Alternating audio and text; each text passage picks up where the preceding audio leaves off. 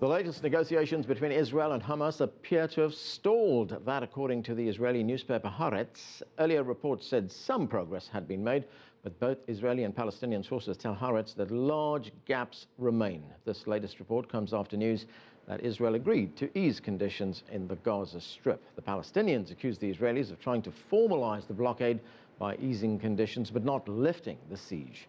Israel's key demand remains the demilitarization of Gaza. Later we'll talk to the leading spokesman for Hamas and a representative from the Israeli Foreign Ministry. But we begin in Tel Aviv with CCTV's Stephanie Freid. And Stephanie, these talks taking place in Egypt, what are you hearing about the status of those negotiations? Well, Anand, I was also hearing that talks were stalled, but the very, very latest, and this is within the past half hour that I'm getting from Palestinian sources, is that there have been agreements, and in fact, things are moving forward. The details that I'm getting are 6 points have been agreed upon, including the fact that there will be an increased number of truckloads moving from Israel into Gaza on a daily basis. Israel has agreed to money transfers to pay salaries of civil servants of Hamas civil servants in Gaza. Expanded fishing zones have been agreed upon, which is what Hamas wanted, and a fourth round, a prisoner release on the part of Israel, Palestinian prisoners being held in Israeli prisons.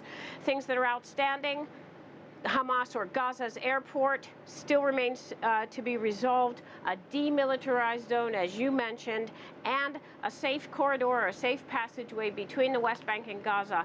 But yes, things were stalled earlier, but according to the sources, the Palestinian sources, this is unconfirmed, there are points, about 5, that remain to be resolved, but a number have been already agreed upon in these talks in Cairo.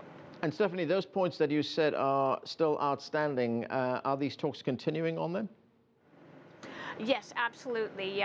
The sides are continuing to talk, and there's even talk of a further ceasefire. Perhaps this is the reason for the stall, is that they're stuck on these points and also on some other points.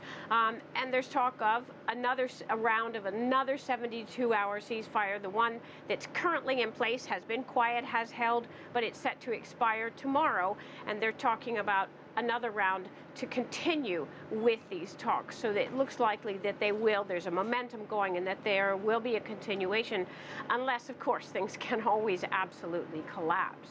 What about the humanitarian situation in Gaza and the efforts to get aid into that territory? The humanitarian situation is dire in Gaza, and it's worsening, according to humanitarian agencies. The figures are that the figures that they stand from this conflict had 1,840, nearly 1,900 people dead, 9,300 wounded, tens of thousands displaced, and one issue that is being contended with are dead bodies underneath the rubble of buildings. It's hot, it's very hot. This is the Middle East, not able to get to those bodies. It's creating, certainly that would only enhance the chances for disease in Gaza.